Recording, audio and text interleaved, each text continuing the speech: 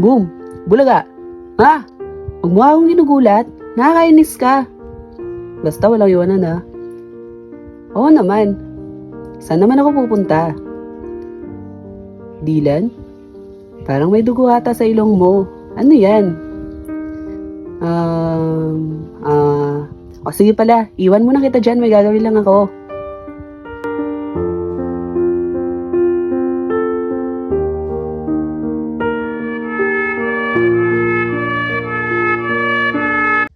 Ang ma'am?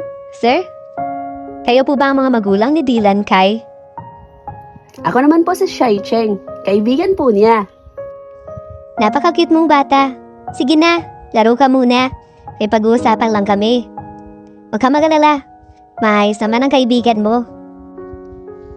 Opo, ako po ang nanay. Kumusta si Dylan? Well, I will straight directly on point. Dylan Kai need a blood transfusion. Nakita kasi namin na mayroong cancer si Dylan. He need a blood donor hanggang this month na lang po sana. Sino po ba sa inyong dalawa ni Mr. Kai ang kapareho ng blood type ni Dylan? Excuse me po. Sino po?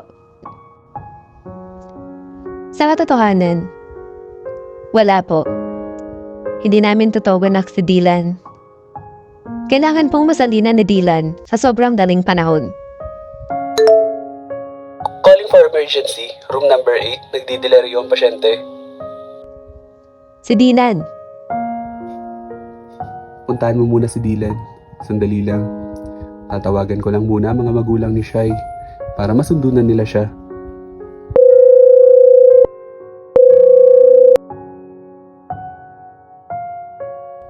Mrs. Kai, wala tayong blood donor. 5 oras na lang ang remaining time na itatagal ni Dylan. Dylan! Shai, uwi na tayo. Kailangan ni Dylan magpahinga. Sandali lang, Papa. Dylan! Emergency, hindi na nagre-respond sa monitor ang heart rate. Halika na, Shai.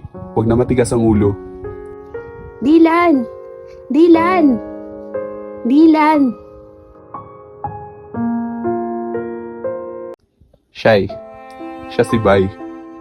Alam kong malungkot ka kasi hindi mo na ulit makikita si Dylan. Hindi ko na siya makikita? Huwag ka mabibigla, pero kailangan mong malaman para huwag ka nang umasa.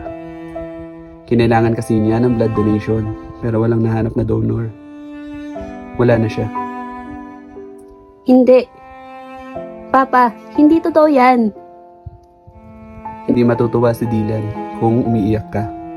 Punasan mo na ang luha mo. Nandyan si Bai, pero hindi ko sinasabing kalimutan mo si Dylan. Sige na pala. Iwan ko muna kayo at may aayusin na ako sa trabaho. Uuwi din ako agad. Shai, ako nga pala si Bai. Mahilig ako mag-drawing. Gusto mo turuan kita? Hindi ko kasi alam yan. Panoorin na lang kita. Hindi rin kasi mahilig dyan si Dylan. Yung kaibigan ko. Ganun ba? Sige pala. Pwede mo rin naman ako maging kaibigan. Pwede ba kitang maging kaibigan?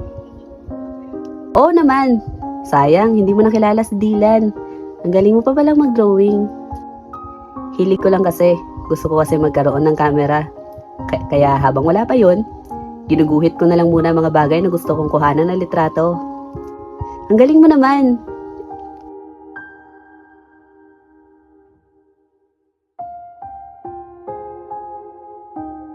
Boom! Bulaga! Uy, loko ka. Hintayin mo akong gumante. O bakit? Naalala ko lang kasi si Dylan. Kapag kasi ginugulat ko siya, sumisigaw siya ng sobrang lakas. Ganito ba? Wah! Tama na nga yan. Para kang sira. Gusto ko lang mapasaya ka. 26 years old ka na. Happy birthday, Shai. Ito pala ang gift ko sa'yo. Sana magustuhan mo. Wow, ako ito. Ang ganda. Maraming salamat. Ang saya naman at nagustuhan mo. Payakap nga. Parang mainit ka ata. Ang taas ng lagnat mo. Bakit hindi mo sinasabi? Pa-check up na tayo. Halika na. trangkaso lang ito. Ganyan ang nangyari kay... Kanino? Kay Dylan? Mula pagkabata natin, puro ka Dylan. Kaibigan mo rin naman ako. Alam ko lahat ang tungkol sa'yo. Alam ko na rin na hindi ka magkakagusto sa babae. Mahalin mo naman ako. Oo, ganyan na nangyari sa kanya. Nagulat na lang kami nung malala na. Huli na. Pupunta tayo sa doktor ngayon din. Pasensya na. Pero hindi ganun kadali magmahal. Maaaring masabi ko ang salitang I love you. Pero hindi ibig sabihin nun na ikaw ang sigaw at gusto ng puso ko. Nurse? May trangkaso po itong kaibigan ko. Kailangan po namin magpa-check up. Okay po. Since wala naman pong masyadong pasyente, hintayin na lang po natin si Doc. Ano pong pangalan nila at edad? He is Bai Wu, 25 years old. Ay, nandito na pala siya. Good morning po, Doc. May kailangan po ng check-up. Mga sir, siya po si Dr. Choi. He is a young doctor, but isa siya sa pinakamagaling na doktor. Good morning po, Doc. Tinatrangkaso po itong kaibigan ko. Labas po muna ako. Bye. Ikaw na bahala magpaliwanag kay Doc kung ano ang nararamdaman mo. Pasensya na. Bakit ka naman kasi dyan pumesto, sir? Ang luwag-luwag doon. Heis, pasensya. Ha? Naalala ko na naman si Dylan. Heis, ganyan na ganyan na reaction niya. Kapag nagugulat siya eh.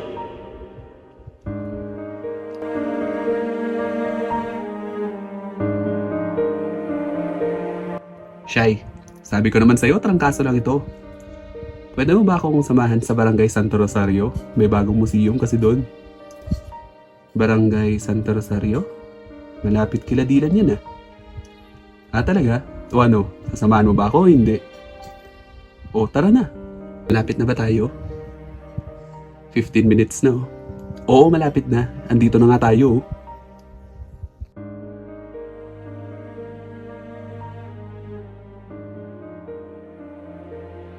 Hello po. Magandang umaga. Nandyan po ba si Sir Johnny? Uy, si Dr. Choi ba yun? Bakit siya nandito sa museum? Doc Choi!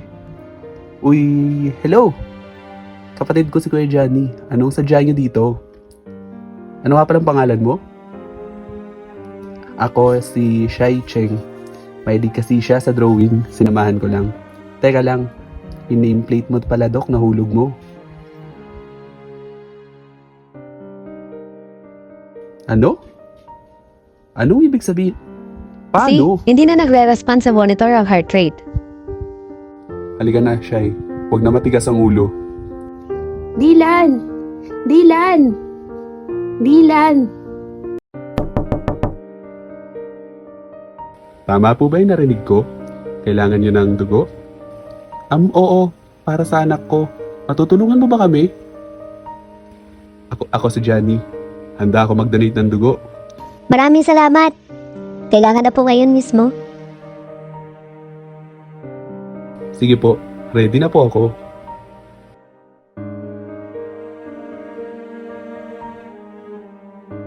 Dylan, gusto mo bang sumunod sa apelyado ko?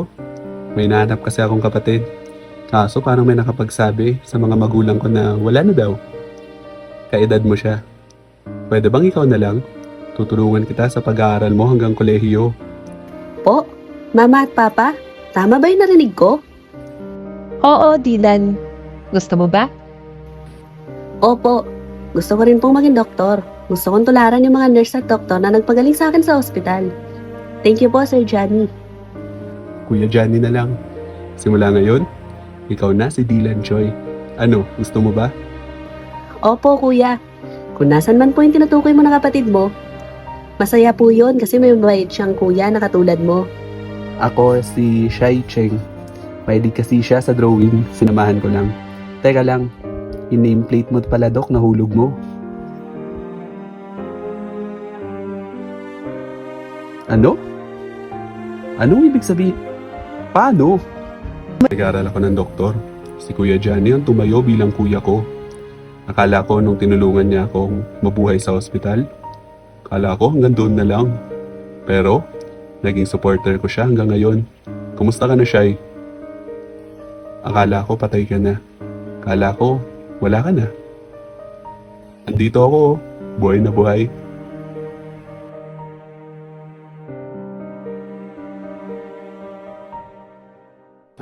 Kung hindi ba tayo pinaghiwalay ng panahon, mamahalin mo ba ako? Oo, sobra. Paglalaban kita sa mga magulang ko, kahit alam ko na mahirap tanggapin na hindi ako magkakagusto sa babae at bata pa lang tayo, alam ko na ganun ka rin. Nax, pumapag-ibig pala itong kapatid ko ah.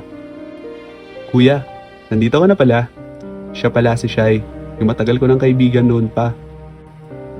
Ayos, magkamukha na ata kayo ni Shai at Dylan. Bata pa lang kayo noon eh. Magkamukha pala kayo kapag tumanda. Shai? Kapatid mo ba si Bai? Parang kahawig din kasi. Oh? Aha. Sir Johnny, kayo nga po ni Dylan na magkamukha eh. Ha? Ha? Ha?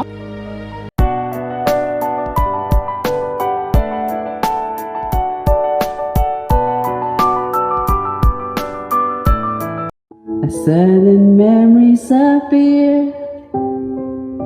A sudden shadow has come, and making all things be right at that time. But for now I can't find the meaning of this. Making direction and gather a lesson for everything I've been into. Making the love at that time. You may not see it for now, but realize it in time. A sudden meaning has come to all things we've been through.